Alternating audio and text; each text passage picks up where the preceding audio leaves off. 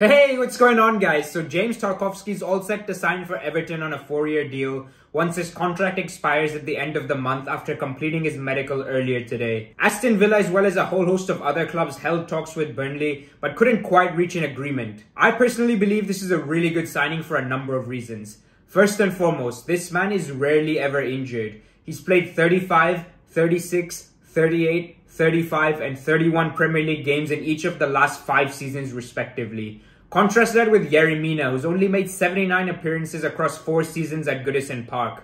Talent is well and good, and Mina has it in abundance as a former Barcelona player and current Colombian international, but availability is the best ability, which is an area in which he simply cannot be relied upon. Secondly, Tarkowski's leadership skills. Everton have been crying out for a player who is vocal and can organise that back line because it well and truly has been in 6s and 7s at times. It will improve the entire unit as a whole, and the man's influence extends off the pitch and into the dressing room as well. Younger players will look up to him and his professionalism will be contagious. He's wanted to leave Burnley for a number of years now, but never gave anything less than 100% when playing. In fact, he looked more devastated than any other member of their squad after defeat to Newcastle pushed them closer to relegation, which is one of numerous examples showcasing just how much he cares. In addition, Burnley were actually quite solid defensively over the course of the 21-22 season. Only 9 teams had a better defensive record than them, and the reason they've gone down is by being toothless up front.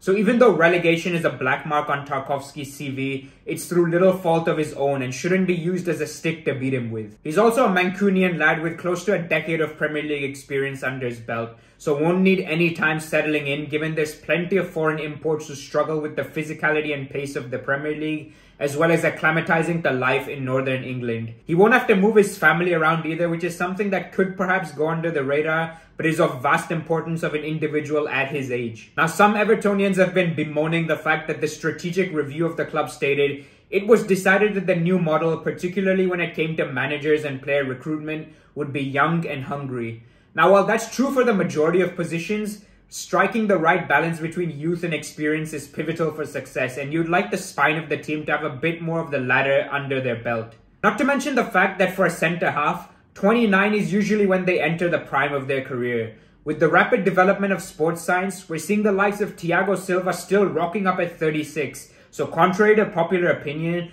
Tarkowski might even get an extension on this current deal as a 33-year-old if he ages in a similar way to his counterparts and maintains the same level of performance. There are, however, obviously some reservations that come with this signing. His lack of pace might be exposed in the type of front foot attacking football that Lampard aspires to play. Playing a high line is simply out of the question, as it's the opposite of how Burnley approached the majority of their games when they sat back deep with 2 banks of 4. Another downside is his passing. While it's not poor by any stretch of the imagination, he often does try one too many Hollywood balls, which results in a loss of possession or worse yet, a goal conceded on the break. Everton have to ensure they don't become hoofball merchants and simply lump passes up to Calvert-Lewin because he's good in the air. That's fine in games where they have their backs against the wall, but can ill afford to make a habit of it in order to become a modern-day footballing outfit. Tarkowski himself also has a tendency to pick up bookings. He had 11 yellow cards in the league alone last season, which is pretty much 1 every 3 games. While that's not the end of the world given he didn't get sent off, it's something to keep in mind given how many times Everton ended up with 10 or even 9 men, so discipline is a big area of improvement going forward next year. Overall, however, this is very much a quality signing. It's not so long ago he was capped twice by Gareth Southgate for England.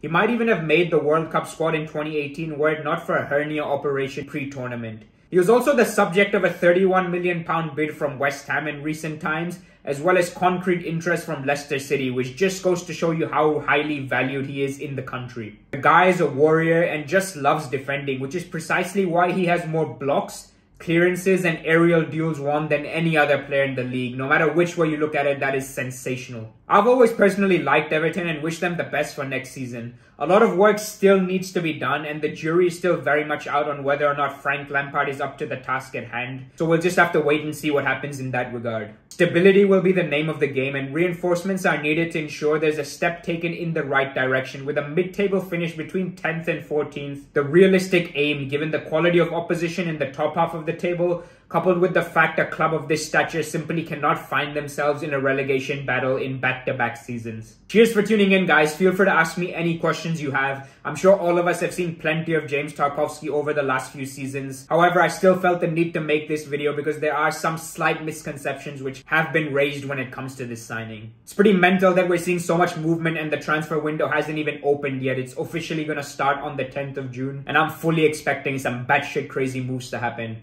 Have a great day, guys.